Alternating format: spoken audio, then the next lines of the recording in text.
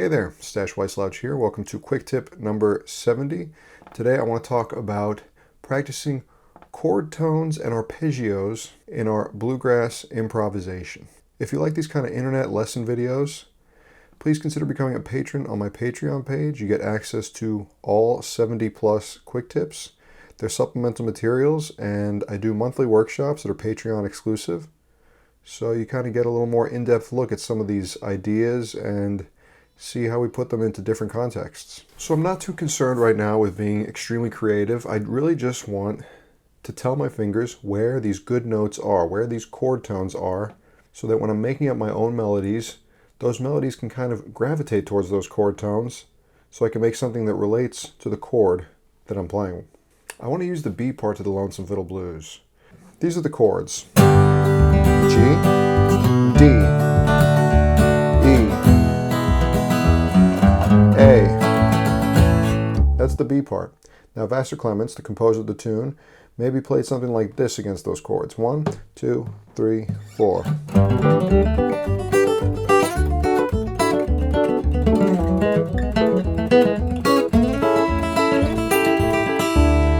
of guitarified it, going from an interesting fiddle melody. But anyways, it's got some nice shape, and it's got notes that pertain very much to the chords that are being played under it. So for starters, I'm going to treat every single one of these chords as a 7 chord. G7, D7, E7, A7. Why do I do that? I think it still sounds stylistically appropriate. Now I'm going to determine what kind of arpeggios I'm going to play against each one of those chords. I like to use 4-part chords because 4-note structures lay really well against bars that are comprised of 8 eighth notes. You know, we're usually playing in 4/4 time or 2/2, depending on how you're thinking about it. Which means I'm going to use a 7 arpeggio against each one of them. A G7 arpeggio, a G7 chord broken up to single notes. A D7 arpeggio, E7 arpeggio, and an A7 arpeggio. Great. Now there's a million ways to play all these different arpeggios, so I have to kind of narrow down my practice parameters. In very recent Patreon exclusive quick tips, I've laid out basically how I think of my arpeggio positions across the neck. I'll think of a dominant scale, sometimes known as a Mixolydian scale, in 5 different places on the neck, and in each one of those 5 places, I'll have the corresponding 7 arpeggio. The way I label the arpeggios is the same way I label the scale. Whatever position I'm in, where's the lowest root located? If I'm doing a C7 arpeggio and I'm in position 5, my first finger is at the 5th fret, where's my lowest C note? Oh, it's on the 4th finger on the lowest string, the E string. So I call it my arpeggio pattern for E. Cool. So finally, we're at the arpeggio exercise that I would do to practice lighting up the chord tones on the neck. Pick a position. So say, for example, position 7. Then map out the 4 arpeggios in that position that you would use. Now remember, with positions, it's position 7 plus or minus a fret. So sometimes you have to go back a fret, sometimes you have to go ahead a fret.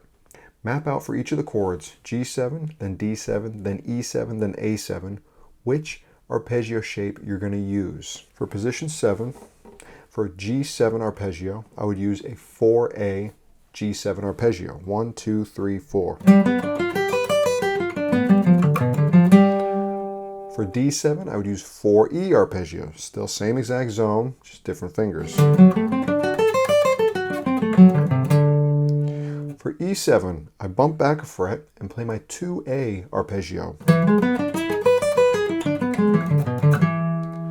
And then for A7, I play my 2D arpeggio, starting on the 7th fret of the D string. Great. I've determined the chord progression. I've mapped out the given arpeggios, the exact fingerings and positions I'm going to use. Lastly, determine a note of the arpeggio that you'll begin on and how many notes you'll go up or down. So let's say for each one of these chords as they change, we're going to start on the lowest root available in the position. Then we're going to go up 9 notes, eighth notes. Now sometimes, given in the position you're in, you run out of notes to go up. That's okay, just start going down then. So for the G7, 1, 2, 3, 4. 1, 2, 3, 4, 5, 6, 7, 8, 9. For the D7, 1, 2, 3, 4, 5, 6, 7, 8, 9. For the E7, 1, 2, 3, 4, 5, 6, 7, 8, 9. For the A7, 1, 2, 3, 4, 5, 6, 7, 8, 9. Cool. 1, 2, 3, 4. 1, 2, 3, 4.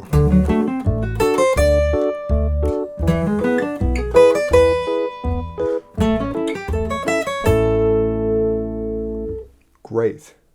I would just drill this as a rote exercise. I just need to have my fingers totally aware of where all these good chord tones are. 1, 2, 3, 4, 5, 6, 7, 8, 9. For the D7, I start on the 9th fret of the A string. 1, 2, 3, 4, 5, 6, 7, 8, 9. For the E7, start on the 6th fret of the D string. 1, 2, 3, 4, 5, 6, 7, 8, 9. For the A7, I start all the way down on the 9th fret of the low E string. 1, 2, 3, 4, 5, 6, 7, 8, 9. Cool. These shapes are really starting to light up. Now remember, it's on Patreon where you can find all the great charts of the way I map out all these arpeggios. Do it to a backing track. We're going off the 3rd, 9 notes up. 1, 2, 3, 4. 1.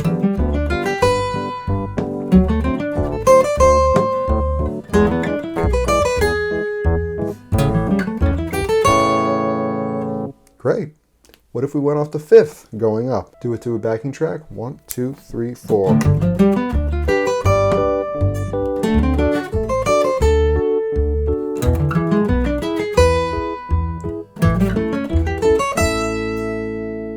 Yeah, cool. You could do a different amount of notes. For starters, you could just do 4 notes going up. You could do a different direction. What if you did everything going down? So now instead of starting on the lowest root in the position available, you start on the highest root and you go down 9 notes. 1, 2, 3, 4.